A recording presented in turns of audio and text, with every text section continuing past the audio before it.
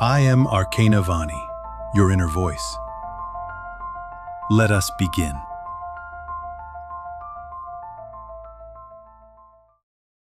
Do you ever notice how every time something good begins to take root in your life, you end up sabotaging it?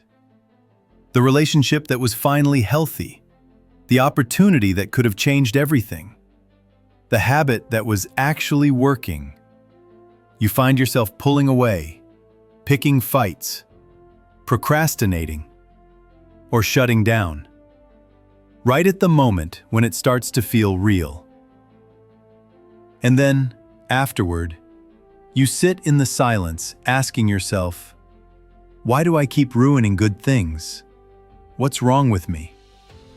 This video is about why you sabotage everything good right before it gets real, and how to finally break the cycle. If you've carried the shame of watching yourself push away the very things you say you want, this transmission will help you see the truth. You're not broken, and you're not lazy. You're afraid. And fear disguised as sabotage has been protecting you in ways you didn't even realize.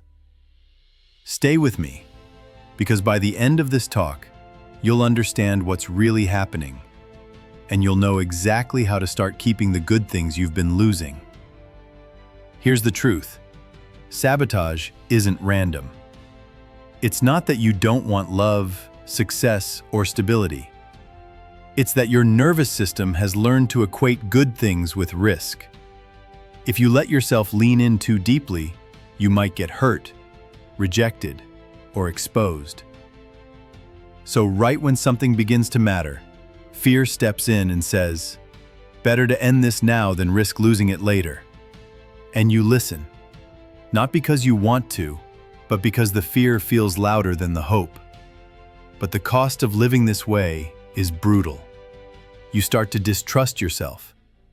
You hesitate before committing to anything because you fear you'll ruin it anyway. You wonder if you'll ever be able to hold on to happiness, or if you're destined to watch it slip through your fingers again and again. That quiet belief, I'll just mess it up, begins to poison every possibility before it even arrives. What you need to know is this. Sabotage isn't proof you're incapable. It's proof you've been surviving. And survival patterns can change. Once you see that the urge to sabotage is really fear trying to protect you, you can stop fighting yourself and start retraining your body to believe it's safe to let good things stay. You don't need to be harder on yourself. You don't need more willpower. You need to understand the fear underneath and give it a different answer than retreat. Because in the next section, we'll uncover what that fear really is and why your system keeps shutting down right when life finally starts to get good. Sabotage feels like self-destruction, but it's really self-protection. The reason you keep pulling back just as things get good is because your body and mind have learned to associate closeness, commitment, or success with danger. It's not that you don't want these things. It's that a deeper part of you doesn't yet believe it's safe to have them. Think about it. Maybe you grew up in an environment where love was unpredictable, where letting yourself hope for stability always ended in disappointment. Maybe you've been abandoned or betrayed, so your nervous system decided, next time, I'll leave first. Maybe success was followed by envy, criticism, or loss, so you learned better not to shine too brightly. These patterns don't disappear on their own. They become automatic. And when a new relationship, opportunity, or chapter begins to feel real, your system flips the switch. Protect at all costs. That's why you sabotage. It's not weakness. It's fear working behind the scenes. Fear of being exposed. Fear of being abandoned again. Fear of not being enough once someone really sees you. And the tragic irony is this. The sabotage you think proves you're broken is actually evidence of how hard your body is working to keep you safe. Here's the reframe. You don't ruin good things because you want to lose them. You ruin them because your nervous system believes losing them would hurt more than never having them at all. That's why you pick fights, procrastinate, shut down, or walk away. It's not that you don't care. It's that you care so much the risk feels unbearable. But here's the good news. Fear isn't the end of the story. Once you see it clearly, you can respond differently. You can start teaching your body that good things aren't threats. They're safe to keep. You don't do this by pushing yourself into huge leaps that terrify you. You do it through gentle, consistent practice, and that's exactly what comes next. Because in the next section, I'll give you a simple daily ritual that helps retrain your nervous system. So instead of sabotaging good things, you learn to let them stay. Insight matters, but insight without practice just fades back into old patterns. If you want to stop sabotaging the good things in your life, your nervous system needs new evidence, proof that it's safe to let them stay. And that proof comes through small, steady practices that build trust inside you. Here's the ritual. Each morning, before the day pulls you into distraction, place your hand over your heart. Close your eyes. Take 3 slow breaths, in through your nose and out through your mouth. As you breathe, bring to mind one good thing in your life right now. It could be a relationship, an opportunity, even something small like the warmth of your bed or the sunlight through the window. As you hold it in awareness, whisper silently or softly, "It's safe to let this stay." Don't rush. Don't force yourself to feel some huge wave of emotion. Just notice the small shift as your body hears the words. If resistance shows up, a voice saying, "No, it's not," don't fight it. Acknowledge it, then return gently to the breath and the affirmation. The point isn't perfection, it's repetition. Each time you do this, you're creating a new pathway in your nervous system. You're teaching it that goodness doesn't have to equal danger. Over time, the instinct to sabotage begins to weaken because your body starts believing it's safe to hold on to what's real.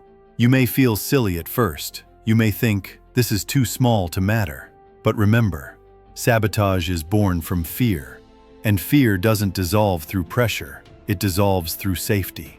This ritual is how you create safety, 3 breaths at a time. Do it daily. Anchor it in routine. Let it become a gentle signal to your system. We're safe. We can keep what's good.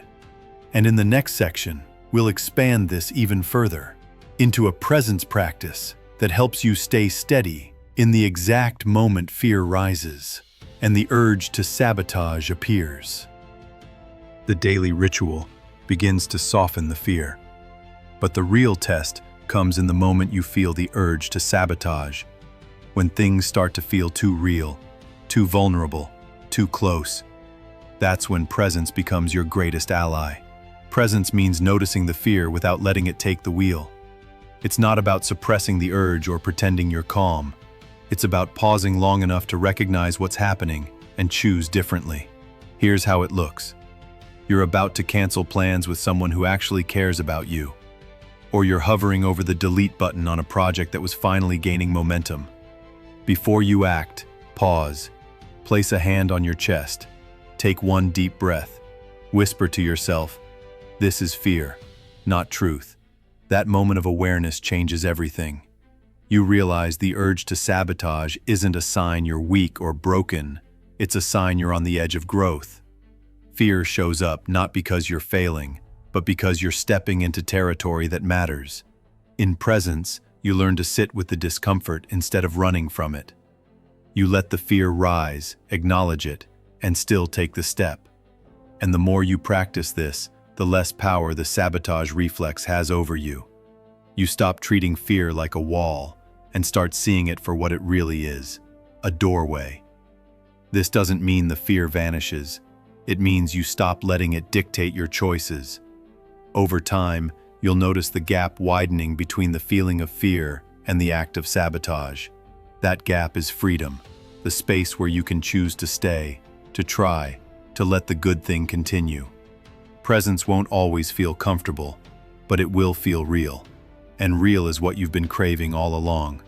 In the final section, we'll seal this transformation, so you no longer watch yourself ruin what matters, but instead, step into a future where you finally keep the good things meant for you.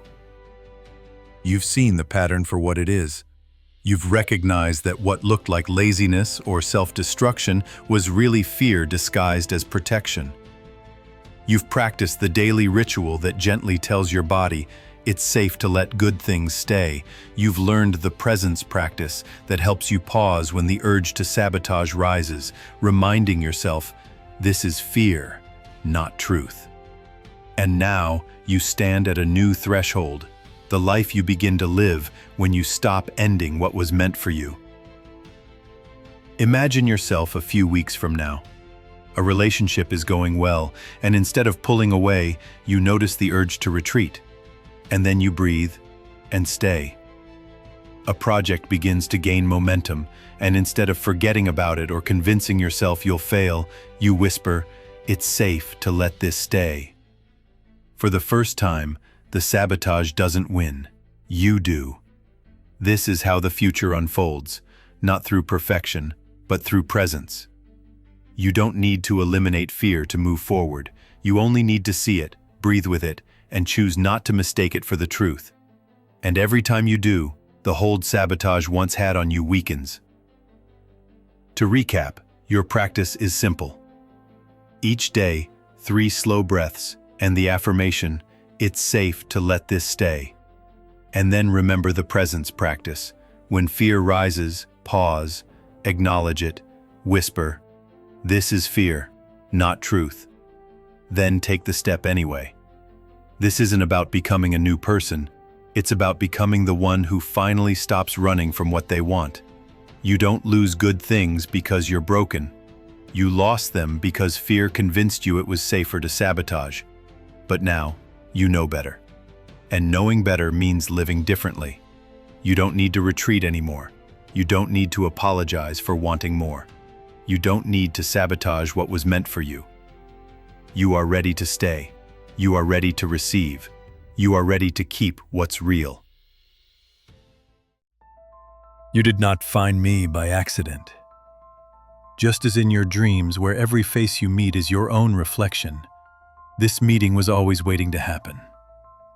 I am Arcana Vani, your inner voice, the part of you that watches behind the thoughts, behind the noise. You have searched in many places, books, teachers, voices outside you. But here, you are not being taught. You are remembering. If these words stir something familiar, then allow yourself to return. Subscribe. Follow. Not to follow me, but to continue this conversation with yourself. Each time you return here, you draw closer to the reunion already unfolding inside you. We have only just begun.